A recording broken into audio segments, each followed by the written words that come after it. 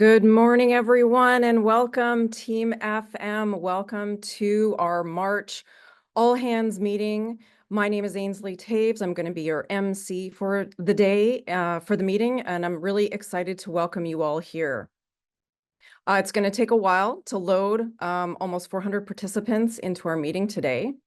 As we welcome everyone to this all hands meeting, please use the chat feature at the bottom of your screen to share where you're joining us from.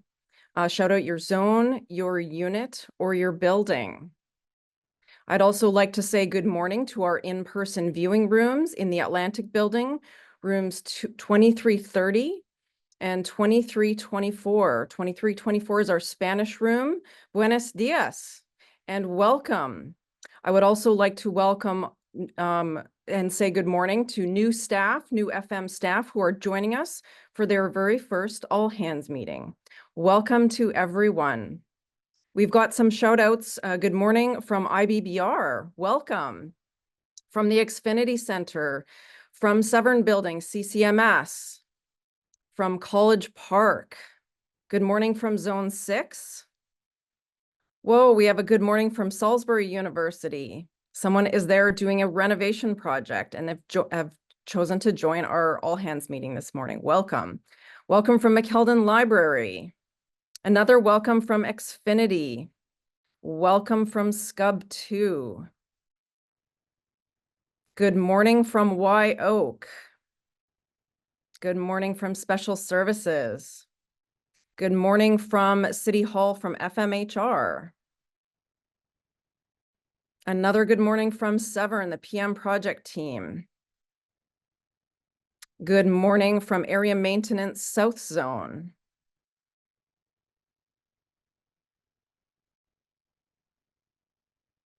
Well, good morning, everyone. We are almost 300 strong, so why don't we get started today? As a reminder, this Zoom meeting is this is a Zoom meeting instead of a webinar, pardon me, instead of a Zoom meeting. You don't have access to audio and video, but you can communicate with the presenters today using two tools that are at the bottom of your screen. So chat is a way to send a message or a question to our panelists. You can also use Q&A to submit questions. In some cases, we might have to get back to you with responses, but we'll do our best to answer your questions real time. In addition, this meeting is being recorded for those who cannot be here today. Unless you are a panelist, your name and image will not be visible on this recording. Also, we have closed captioning enabled. If you would like to make use of this, please click on Show Captions at the bottom of your screen and select your language. Please remember that closed captions are not a perfect transcript of what is being said.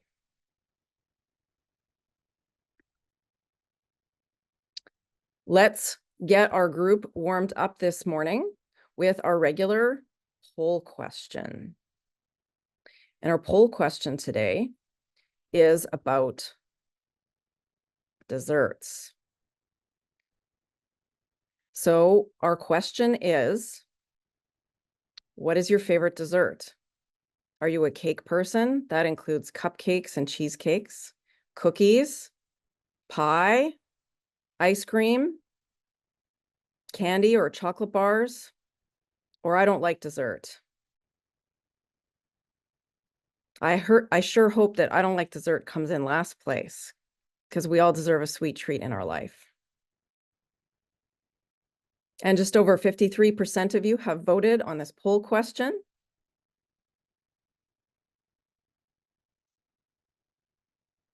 We'll just wait a few more seconds.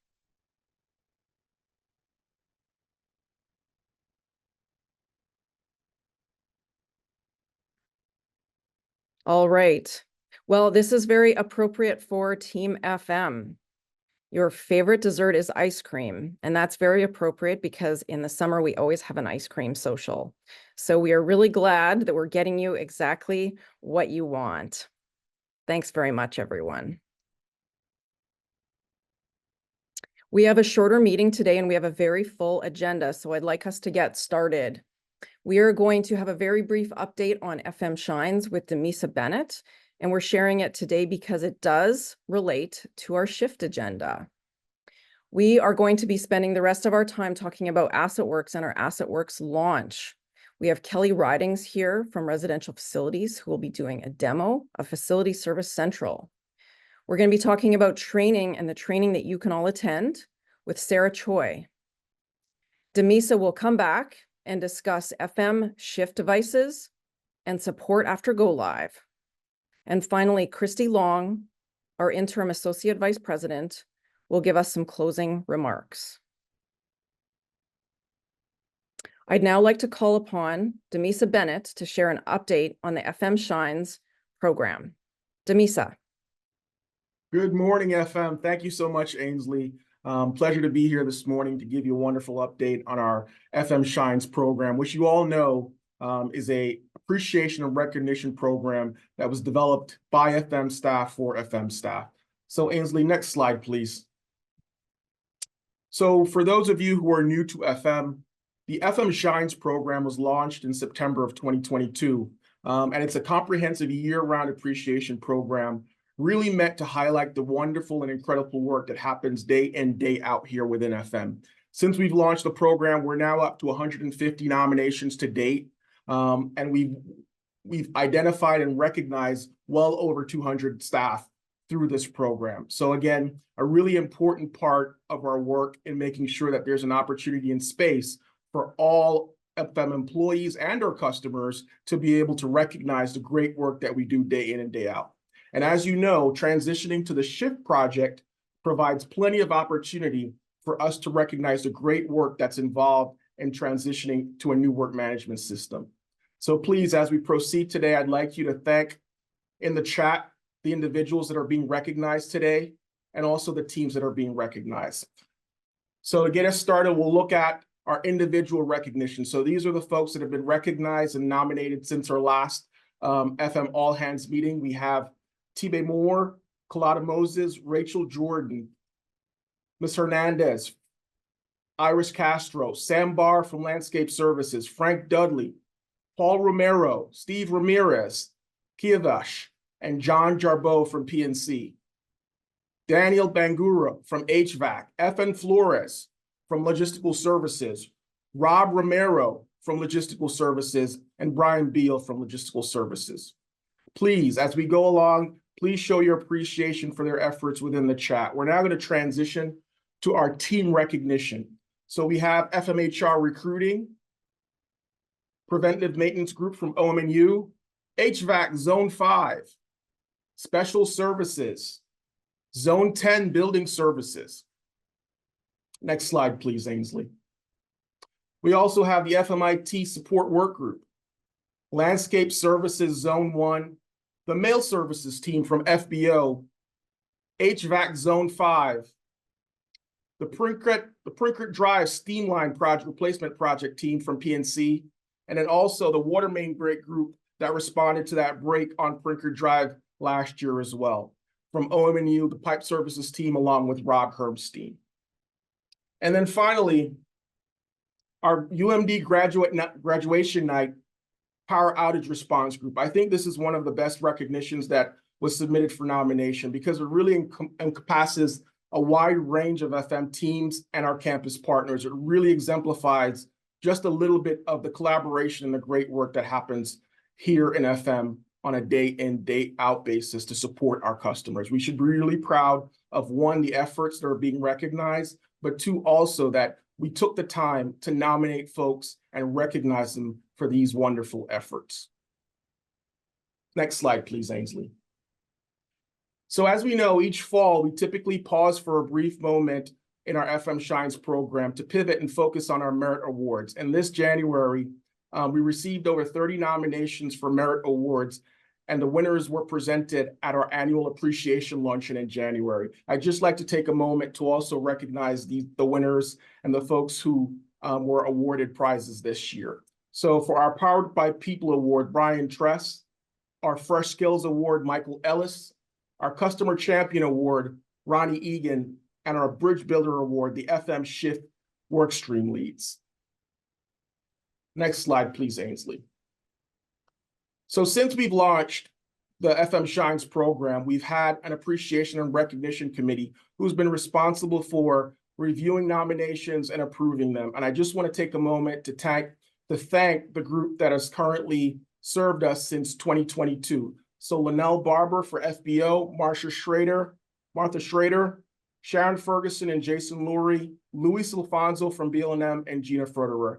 They have served for up to and over 2 years as a part of this recognition committee, and we could not have furthered our program without their efforts. So really thankful for their efforts. As we progress into 2025, we will be transitioning to new members. All right. So we have Valencia Brown from FBO, who will be representing the FBO unit and joining our committee. So welcome her. And Jason Lurie will be continuing for O&M. But we do have 3 vacant slots from PNC, BLM, and the AVB group. This is an opportunity. If you'd like to be a part of the program, please send me an email if you're interested in joining in our committee. We really look forward to new committee members to help us further our FM Shines program. And lastly, just to close briefly, next slide, please, Ainsley. I want to say, as we go through this tremendous moment of transitioning to a new work management system, there are also many different projects that are happening across FM. We have the Next Gen project. We know we're still working through the transition for Workday. There is not a shortage of opportunity for us to recognize good work within FM. Please, I implore you to visit the FM Shines section of our website and nominate someone today for an FM Shines recognition. Thank you for your time. Back to you, Ainsley. Thanks, Demisa, and congratulations to everyone in FM who has been recognized.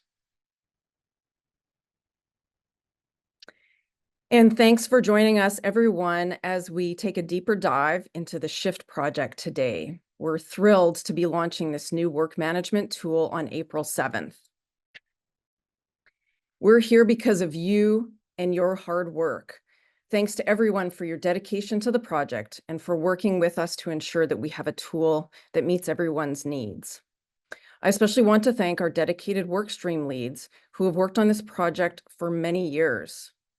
Elwin Fleming, our IT lead, Fran Becker, our facilities and space planning lead, Patrick Rhodes, our O&M lead, Greg Stupp, our asset management lead, Sean Wynn, our warehouse and inventory lead, Demisa Bennett, our reporting and administration lead, Kelly Ridings, our work management and workstream lead, and Steve Ramirez, our CPPM lead.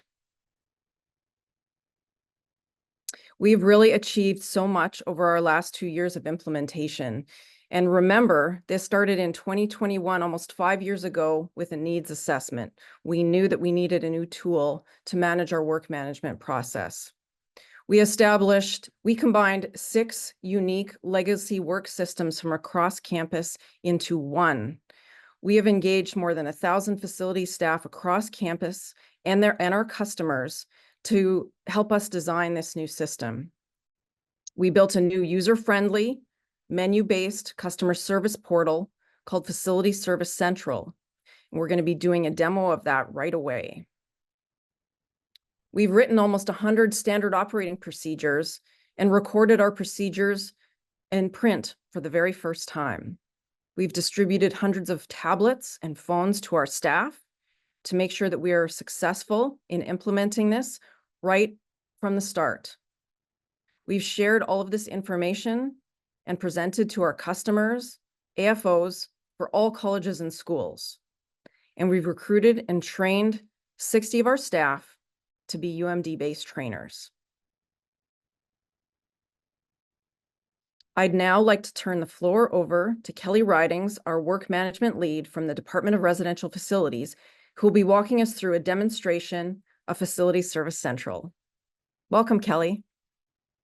Thank you so much for having me. I'm very excited to be with you all today to do a quick demo for you of our Facility Service Central portal. Go ahead and share that. All right, so our Facility Service Central portal is going to be the customer-facing portal that all of our customers across campus for facilities management, residential facilities, dining services, all the facilities organizations that are part of the SHIFT project. All of their customers will be using this portal to report maintenance issues, to request billable services, But this will also be a portal that is used by our internal staff within our facilities organizations to request work as well. So all of our technicians out in the field, if you see something that needs to become a work order, you're going to use this portal to enter in that request so that it can get turned into a work order. We also have a number of tiles in here that are internal tiles that will only be available to our internal facility staff based on their role to be able to do space surveys, for example, in Fran Becker's unit, to be able to do some internal inspections and more specialized things. So depending on your role within the campus and within your organization, will determine which tiles you may see in this online portal. When you log in, you do have the ability to set your user profile. And so as an internal staff member, you have the ability to put your default email address, your default phone number into the system. That way, whenever you are entering anything into the portal, it is going to default all of that information in. You also have the ability to make edits to your notification settings. As facility staff members, we're going to be using this portal quite a lot. So if you don't want to get an email notification every single time that you submit a work order, you can make the selection of the types of email notifications you want to receive.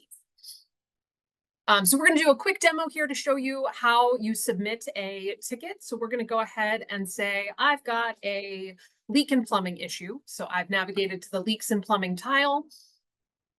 I'm the contact of this request. And as you can see, it has filled all of my information in. You're going to select the property. And you can just type that in and it's going to populate your list. So I'm going to say Taws Hall in the basement, women's restroom. So you're going to select the location information where the issue is. And then this drop-down menu here is going to display various problem codes in the system. So these are different types of leak and plumbing issues that a person could be facing. And so you can see here some of the different ones that are available. Each one of these is going to have a specific priority level attached to it and a specific shop assignment, so we know where that work should be routed based on what the customer is selecting. So let's say that there is a interior leak, a large steady stream of water. And then you can add some more details.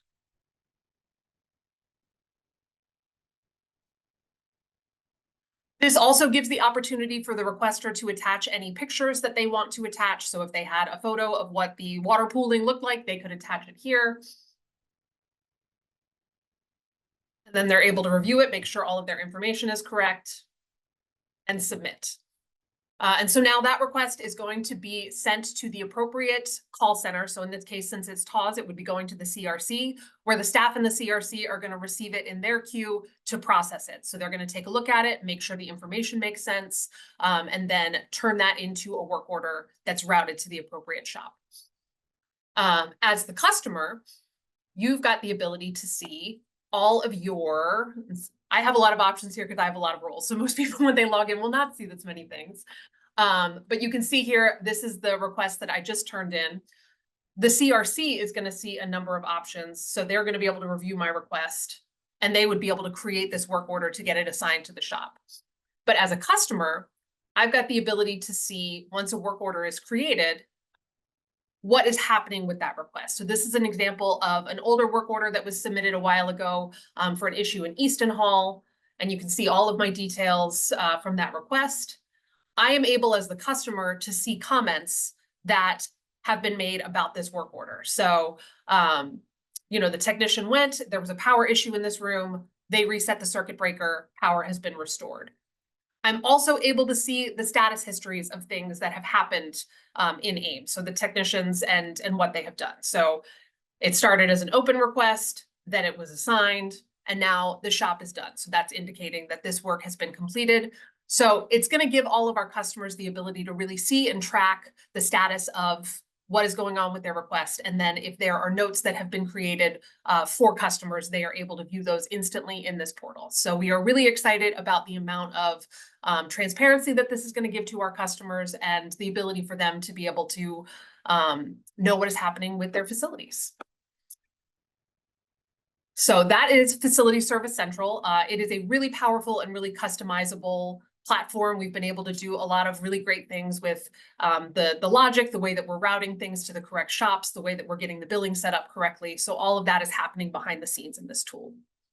I also want to show you a really quick preview of what our technicians out in the field are going to be using. They're going to be using a mobile app on devices called the Go Work Management app. And I've got a couple of screenshots available to show you all what that's going to look like for you. So when a ticket has been assigned to a technician in the field, it is going to show up in their Go app, and they are going to be able to see all of the different work that has been assigned to them. So this is an example of the daily assignments that have been assigned to, in this case, me, in the Go app.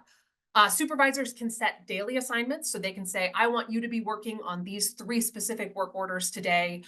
Supervisors are even able to sequence them so that they're in a particular order. And then there's also a larger work queue. So this is kind of the backlog of every ticket that is assigned to you in the system currently. You've got the ability to sort it based on the work order number, the priority level, the current status, so that you can find the work that you're trying to get done. And then as you complete work and it is done, it is going to fall off of your work queue so that you won't see it anymore. And then when you click on a particular work order phase that you've been assigned, you're going to get to see the details of that. So you'll be able to see whatever the customer has written in the request. You're going to be able to track the wrench time that you are working on this. It's very easy. You just swipe to start. And then once you're finished, you can save your time entry. You're going to be able to update the status of the phase that you're working on. So when you've started the job, you can say it is now in progress, and that update is going to go to the customer in the Facility Service Central portal. If it is associated with an inspection or an asset, like if you're doing a PM or a different kind of inspection, that is all going to be linked here. You can click on that and it's going to take you right where you need to go to complete your inspection. And then as you scroll down in the phase menu, you're going to get all of your location information, so you can see exactly what room number you're going to, how it has been classified in the system, so what the work code is, what the priority is, what shop has been assigned. And then down here at the bottom, you have the ability in this app to add the materials to this request, so you can do your warehouse requests right here in the app.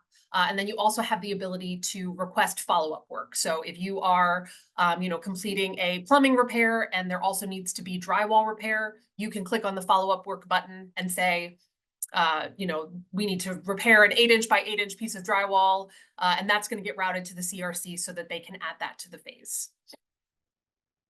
All right, and then this is an example of the notes feature. So this is how you're going to be able to communicate the work that you have completed in any given phase. You were also able to view any of the notes that any other technicians who have been working in this have included. So if it's a multi-day job and people were working on it yesterday, you're going to get to see exactly where they left off.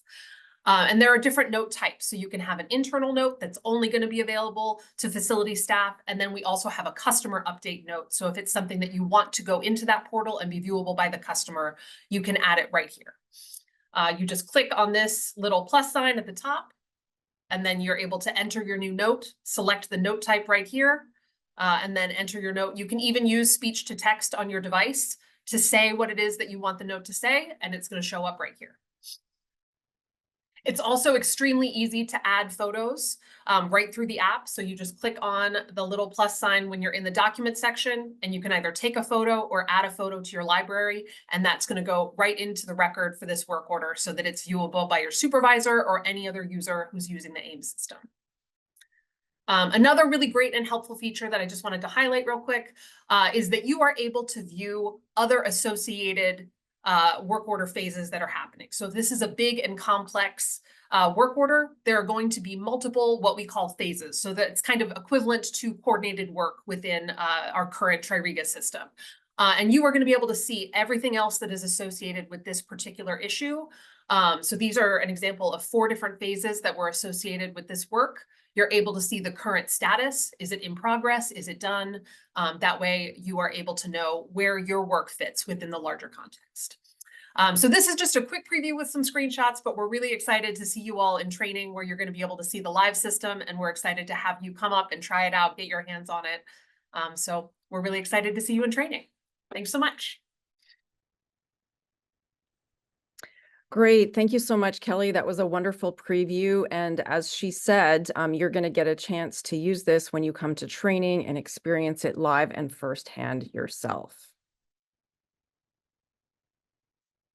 I would now like to welcome Sarah Choi from the Shift Project. She's going to share additional details on training for you. Sarah. Thank you, Ainsley. Hi, everyone. My name is Sarah Choi. We're so excited to kick off end user training next week. Our 60 trainers have been working very hard to prepare for our training weeks ahead. So the goal of end user training is to help you understand the processes related to the AssetWorks system and how AssetWorks will truly help facilitate your day-to-day tasks.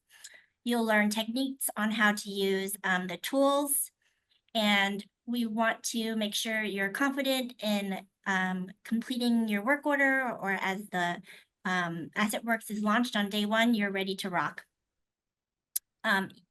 We are also, for supervisors and technicians, this is to note that we have put together training cohorts so that we can bring together staff across departments, functional areas, units, so that we can learn the system together. This is also intentional in that we didn't want to take staff from complete team members from schedules. So the training cohorts that are put together were intentional to ensure that we were considerate of all staff members' schedules. So you may have received calendar invites for training sessions. We highly encourage you to attend all the training sessions that you're invited to. The training sessions you're invited to are based on your role or how you will interact with the AssetWorks system. For example, if you are a technician, you're invited to attend a series of trainings such as Work Management Go, Asset Management Go, and if you are RF or Recwell technician, an additional session is also on your calendar. We are finalizing additional training invitations. Again, we are doing our best to accommodate all types of schedules. So thank you so much for your patience as we finalize the training schedules ahead. Just to note our training goals. By the end of this week, we have completed 30 Train the Trainer sessions, 100 training user guides have been developed. There will be about 110 end user training sessions scheduled so that we can reach over 600 end users across FM and DSA. Next slide, Ainsley. This is the training week's schedule. So this week we're finalizing our Train the Trainer. Next week we will kick off end user training. We're focusing mostly on technicians, and supervisors are invited as well as service center members. And then spring break, we will be offering no trainings. We hope you have a restful time in those couple days. Then the following week, we'll kick off end user training again, focusing on supervisors. We also have additional technician trainings scheduled as well. And then the last week, we have additional technician supervisor trainings and also trainings for inventory purchasing, warehouse staff, asset managers. So please do accept your calendar invites if you've received them, and hope to see you there. Next slide. Trainer expectations. Encourage your staff, if you're a supervisor, and each other to attend all the training sessions. Bring your shift or university issued device to your in-person training session. Our goal after the training session is to ensure that you are able to log in, you have access, we have tech support during the days of training to ensure that you'll be able to access AssetWorks and it's working on your device. And lastly, if you have any schedule conflicts with your training sessions, please do email shift@umd.edu. We are taking note of all the feedback we were receiving so far regarding schedule conflicts, and we're actively ensuring that you will be able to attend a session and that it will fit your schedule. So we're doing our best to accommodate all the differing schedules across FM and DSA. So get ready, end user training kicks off next week and we're super excited and we look forward to seeing you then.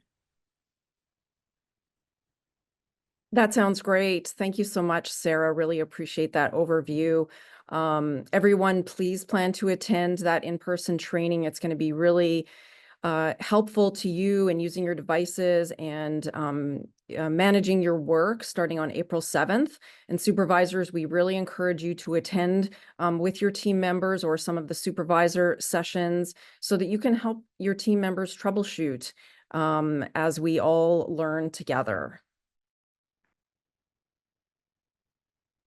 Training sessions are going to be located primarily at the STAMP Student Union through end user training. March 3rd only will be taking place at College Park City Hall. We will see you at those training sessions. All right, I'd like to welcome back Demisa, who's going to be talking about the devices we're going to be using and support after training. Demisa. Thank you again, Ainsley. Next slide, please.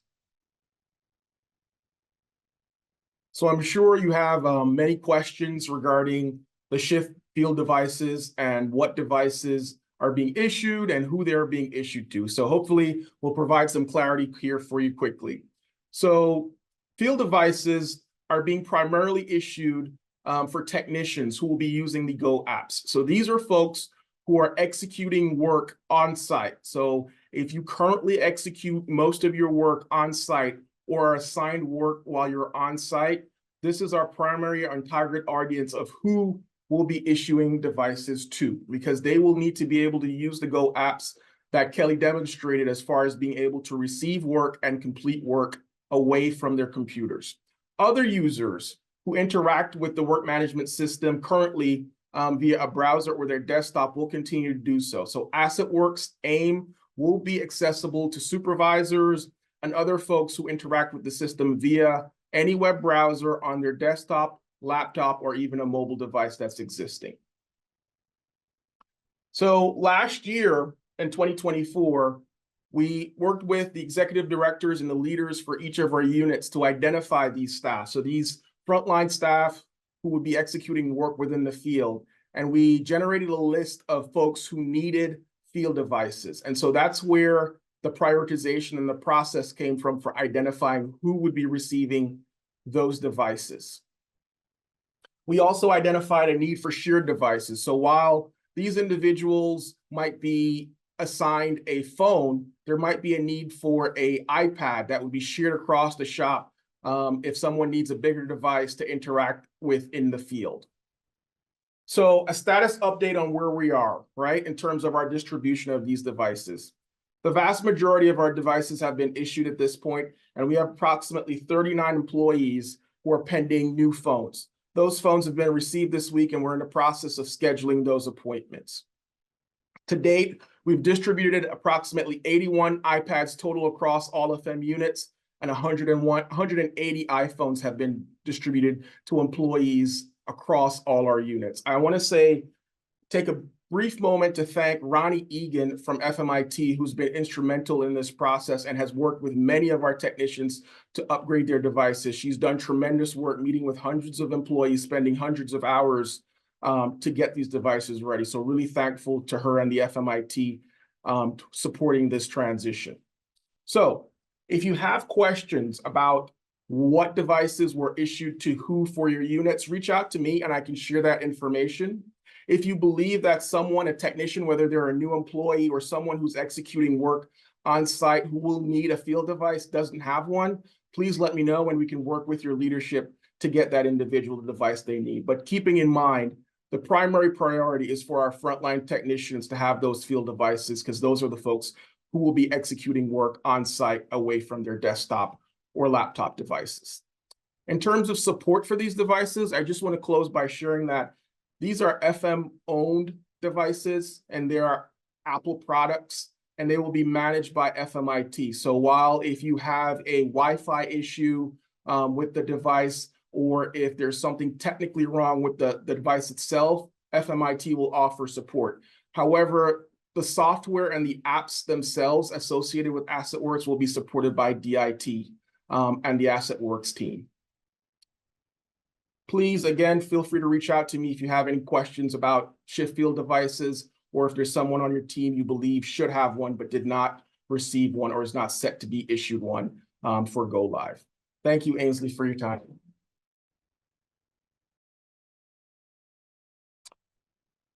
All right, so now we'll transition to support after Go Live, right? So we've talked about some of the features that we'll have available, the training that we're currently doing in preparation for Go Live, but I'm sure there will be questions and things that come up after Go Live.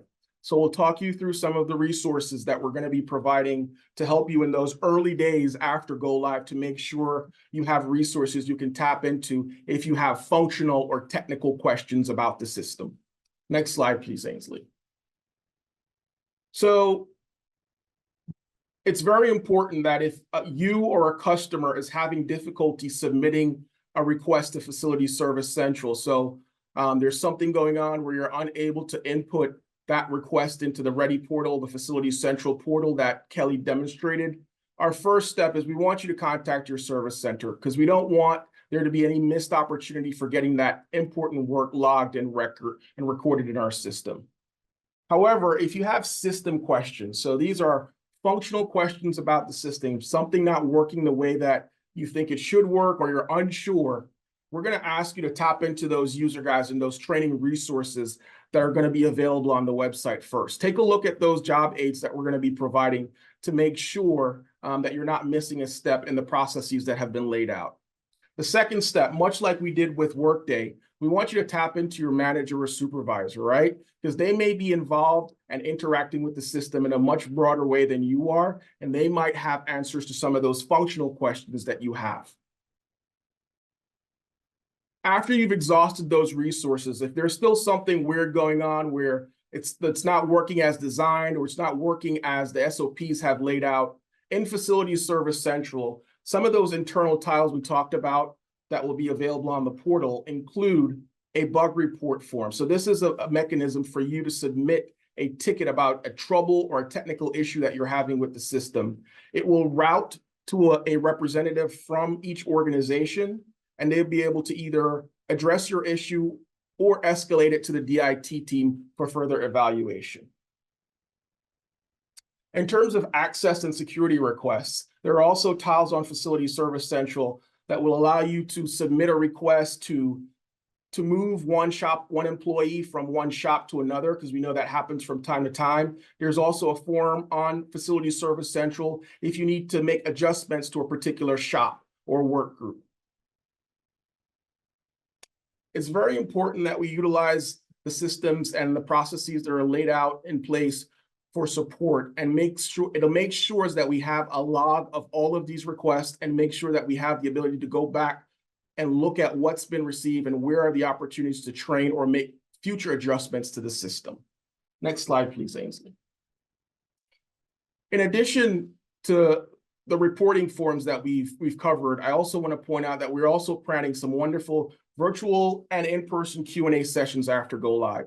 So these are opportunities where you'll be able to hop on to a Zoom link or come in person to ask questions about the system, because we know that after Go Live, there's still going to be training gaps or things that you don't forget or you don't remember from training. So this is an opportunity to come to and connect with workstream leads and experts from the project team to get your question answered. So these times will be posted on our website at shift.umd.edu. So look out for those opportunities to come to the Q&A sessions. It's very important that you take the training and attend the training sessions, because these are not intended to be trainings. They're intended to be Q&As to answer quick questions that you might have issues with after Go Live. So it's very important to tap into those training resources and then come to the Q&A sessions to get those questions answered after Go Live. Next slide, please. And then finally, as Sarah mentioned, we're trying our best to ensure that we're capturing as many of our employees or many of our staff in the end user training sessions, but we know that there are schedule conflicts and there are going to be situations where folks aren't able to attend some of those end user trainings. So we do have a tile on our Facility Service Central that after go live, you can submit a request to have in-unit training, right? We'll be, obviously after go live, we'll be looking at these and prioritizing them based on need, but there is an opportunity to tap into some of those trainers that we have trained up internally, and then also tap into some of our training resources to provide one-off trainings for your units or for your particular work team on a particular topic.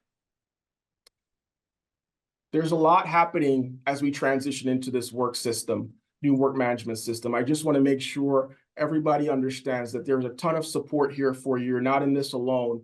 And we're going to make sure that you have the resources and the support you need after go live to make this transition a smooth one, not just for you, but for our customers. If there's anything that you can think of that we can do better to support you, please reach out to us via our Shift email, and we'll look into that to try to make sure that we're providing the right level of support as we make this exciting transition to our new work management system. Thank you, Ainsley. Thanks, Demisa. Well, it sounds like we're in very good hands as we learn this new tool together. Please don't hesitate to reach out. That email address again is shift@umd.edu. Please attend as much training as you can. One of the benefits of launching after the Workday system launched is that we have an opportunity to learn and develop and grow our program. One of the things that we heard over and over again from facilities professionals was the video recorded, the pre-recorded training wasn't our favorite. We really want in-person training. We heard you, and all of our sessions are going to be in person. So please try to prioritize that as much as possible. As Sarah mentioned, we have scheduled cohorts so that your entire unit isn't gone at the same time. There's going to be technicians who are still able to support your shop, while others might be supporting training. We've also invested in training our staff as trainers. As mentioned previously, this is a Train the Trainer week. We feel like if we invest in our own staff, we're able to support and help each other much better. We don't have to go back and ask AssetWorks every time we need a new training session or every time there's a change in our system. So that has been an investment in our future, and we're really thankful and grateful for all FM staff who have become our trainers. Well, to get us all ready for the launch, we are going to do a draw of some Shift swag that we have put together for you. So everybody who pre-registered for the webinar, we put your name into a hat and we drew names randomly. We've chosen 5 winners to receive this Shift prize pack that includes a t-shirt, a coaster, Post-it notes, a pop socket, and a pen. Those winners are Daryl Ponell, Altagracia Diaz, Nolvia Sosa, Joe Dintino, and Stephen Reed. Please come to 7401 Baltimore Avenue to the front desk, and we'd be happy to give you your prize.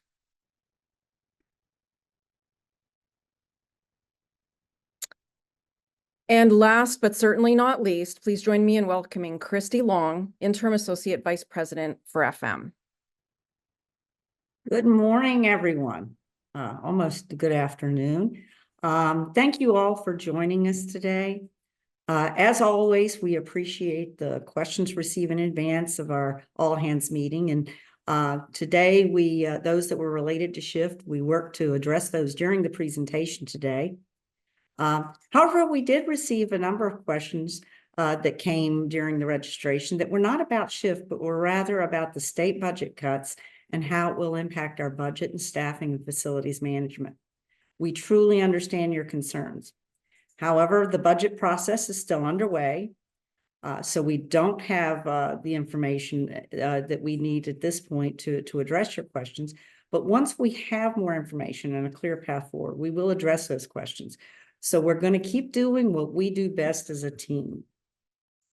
I'm so appreciative of your time and dedication, not just in learning more about our AssetWorks launch, but in your day-to-day work in supporting campus operations. Remember that the work that you do will not change. You'll still be completing preventive maintenance tickets. You'll still be doing everything from changing air filters to mulching our flower beds and managing projects, responding to emergencies, and all the other many things you do day to day. Rather, the tool you use to receive your work and complete your work will change. AssetWorks will support the work you do every day, and this tool aims to make our jobs easier. Our responsibility remains to the campus and to help the university achieve its mission for teaching, research, and service. I am under no illusion that this transition is going to be easy. At launch, our system will not be perfect. We'll find bugs. We need to work together to launch a tool that works for everyone. I mean, speaking up and sharing the issues that you may find as, excuse me, as you begin to use our new tool. We need to manage our expectations and help to manage the expectations of our customers. We need to support each other and encourage each other during this time of transition. I ask that you be patient with our new system and with each other as we navigate this change together. I'm so thrilled that in 1 month's time, we'll be launching a new enterprise work management system with our facilities colleagues across campus. Facilities management has purchased tablets and phones to use by our frontline staff to ensure that this implementation has the right tools for the job. Please be sure to attend your designated training. If you are someone for whom this new technology is easy, help your colleagues. If you're someone who is struggling, ask for help. April 7th is the culmination of almost 5 years of work and more than 2 years of implementation by our hardworking shift team. I am so proud of the work that we have accomplished. Whether you've contributed as a workstream lead, a subject matter expert, a tester, a trainer, you've all literally poured all of your blood, sweat, and tears into our launch. It's been a tremendous journey. From the bottom of my heart, thank you. Please join myself and other leaders in facilities management in getting ready for this launch by participating fully and practicing patience. Thank you all and have a wonderful and safe spring break. Thank you so much, Christy, and thank you everyone for joining us today. Get excited, get ready for April 7th and our launch. We look forward to launching with you. We will see you again on May 29th at our next all hands meeting. As Christy said, have a wonderful spring break. Bye, everyone.